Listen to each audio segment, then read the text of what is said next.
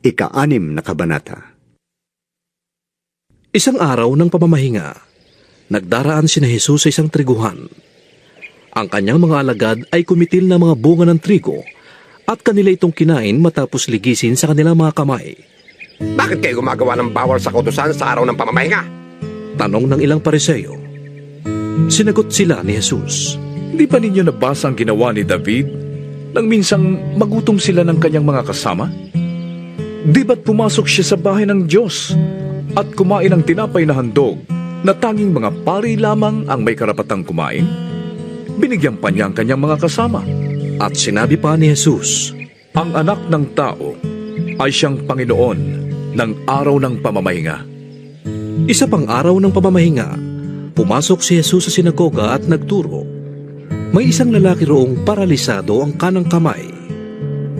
Sa hangad ng mga tagapagturo ng kautusan at Pariseo na magkaroon ng may paparatang kay Jesus, binantayan nila si Jesus upang tingnan kung siya'y magpapagaling sa araw na iyon. Subalit alam ni Jesus ang kanilang iniisip, kaya't sinabi niya sa lalaking paralisado ang kamay. Halika rito sa unahan. Lumapit ang lalaki at tumayo nga roon. Pagkatapos, sinabi ni Jesus sa mga tagapagturo ng kautusan at Pariseo, Tatanungin ko kayo, alin ba ang naaayon sa kautusan? Ang gumawa ng mabuti o ang gumawa ng masama sa araw ng pamamahinga? Ang magligtas ng buhay o ang pumatay? Tiningnan niyang isa-isa ang mga taong nakapaligid at pagkatapos ay sinabi sa lalaki, Iunat mo ang iyong kamay. Iniunat nga ng lalaki ang kanyang kamay at ito'y gumaling. Nagngit-ngit naman sa galit ang mga tagapagturo ng kautusan at mga Pariseo at pinag-usapan nila kung ano ang dapat nilang gawin kay Jesus. Nang panahong yun, umakyat si Jesus sa isang bundok at magdamag siyang nanalangin sa Diyos. Kinaumagahan, tinawag niya ang kanyang mga alagad. Pumili siya sa kanila ng 12 at sila'y tinawag niyang mga apostol.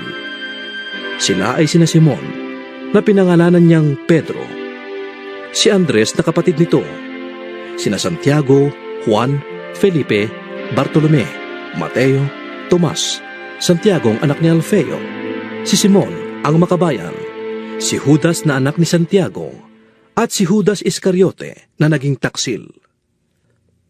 Pagbaba ni Jesus at ng mga apostol, nadatnan nila sa isang patag na lugar ang marami sa kanyang mga alagad, kasama ang napakaraming taong buhat sa Judea, Jerusalem, at mga bayan sa may baying dagat ng Tiro at Sidon. Pumaroon sila upang makinig kay Jesus at mapagaling sa kanilang mga karamdaman. Pinagaling nga sila ni Jesus, pati rin ang mga pinapahirapan ng masasamang espiritu. Sinisikap ng lahat ng may sakit na makahawak man lamang sa kanya, sapagkat may kapangyarihan siya na nagpapagaling ng lahat ng karamdaman. Tumingin si Jesus sa mga alagad at sinabi, Mapalad kayong mga dukha, sapagkat kayo'y paghaharian ng Diyos. Mapalad kayong mga nagugutom ngayon, sapagkat kayo'y bubusugin ng Diyos. Mapalad kayong mga tumatangis ngayon, sapagkat kayo'y magagalak.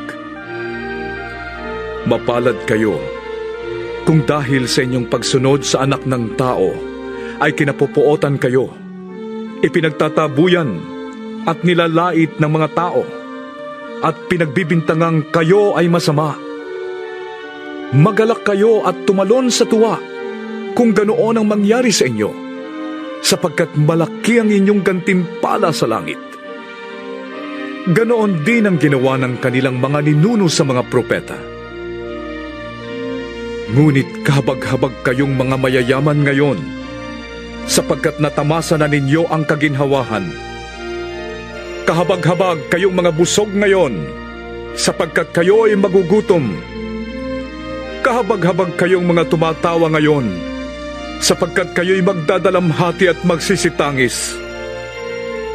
Kahabag-habag kayo kung kayo'y pinupuri ng lahat ng tao, sapagkat gayon din ang ginawa ng kanilang mga ninuno sa mga huwad na propeta. Sinasabi ko sa inyong mga nakikinig sa akin, Mahalin ninyo ang inyong mga kaaway at gawa ng mabuti ang mga napopoot sa inyo. Pagpalain ninyo ang sumusumpa sa inyo at ipanalangin ang mga nang-aapi sa inyo. Kapag sinampal ka sa isang pisngi, iharap mo rin ang kabila. Kapag inagaw ang iyong balabal, huwag mong ipagkait ang iyong barok. Bigyan mo ang bawat nanghihingi sa iyo. At kung may kumuha ng iyong ari-arian, huwag mo nang bawiin pa ang mga yon. Gawin ninyo sa iba ang ibig ninyong gawin nila sa inyo. Kung ang nagmamahal lamang sa inyo ang inyong mamahalin, ano pang gantimpala ang inyong hihintayin? Ang mga makasalanan man ay marunong ding magmahal sa mga nagmamahal sa kanila. Kung ang mga mabuti lamang sa inyo ang inyong gagawa ng mabuti, ano pang gantimpala ang inyong hihintayin? Kahit ang masasamang tao ay gumagawa rin yan. At kung ang makakabayad lamang ang inyong pauutangin, ano pang gantimpala ang iyong hihintayin? Kahit ang masasamang tao ay nagpapautang din sa kapwa nila masama sa pag-asang sila'y babayaran. Sa halip, mahalin ninyo ang inyong mga kaaway at gumawa kayo ng mabuti. Magpautang kayo nang hindi umaasang kayo'y babayaran. Sa gayon, malaking gantimpala ang tatamuhin ninyo at kayo'y magiging mga anak ng kataas-taasang Diyos, sapagkat siya'y mabuti kahit sa masasama at sa mga hindi marunong tumanaw ng utang na loob. Maging mahabagin kayo na gaya ng inyong ama. Huwag kayong humatol at hindi kayo hahatulan. Huwag kayong magparusa at hindi kayo parurusahan ng Diyos. Patawarin ninyo ang inyong kapwa at kayo patatawarin din ng Diyos. Magbigay kayo at kayo bibigyan ng Diyos. Hustong takal, siksik, liglig at umaapaw pa ang ibibigay sa inyo. Sapagkat ang panukat na ginagamit ninyo sa iba ay siya ring gagamitin ng Diyos sa inyo. Tinanong sila ni Jesus ng patalinghaga, Maaari kayang mag-akay ang bulag ng kapwa bulag?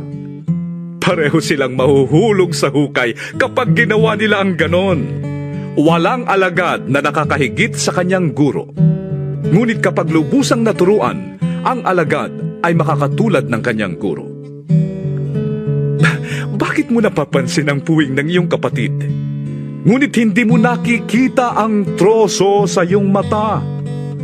Paano mong masasabi sa iyong kapatid, Kapatid, hayaan mong alisin ko ang iyong puwing, gayong hindi mo nakikita ang trosong nasa iyong mata? Mapagkunwari. Alisin mo muna ang troso sa iyong mata nang makakita kang mabuti. Sa gayon, maalis mo na ang puwing ng iyong kapatid. Walang mabuting punong kahoy ang namumunga ng masama, at wala ring masamang puno ang namumunga ng mabuti.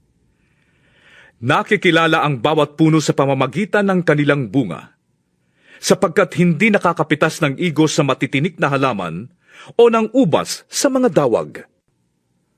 Ang mabuting tao ay naglalabas ng mabuti mula sa kanyang pusong sagana sa kabutihan, samantalang ang masamang tao naman ay naglalabas ng masama mula sa kanyang pusong tigib ng kasamaan. Sapagkat kung ano ang nag-uumapaw sa puso, ay siyang sinasabi ng labi.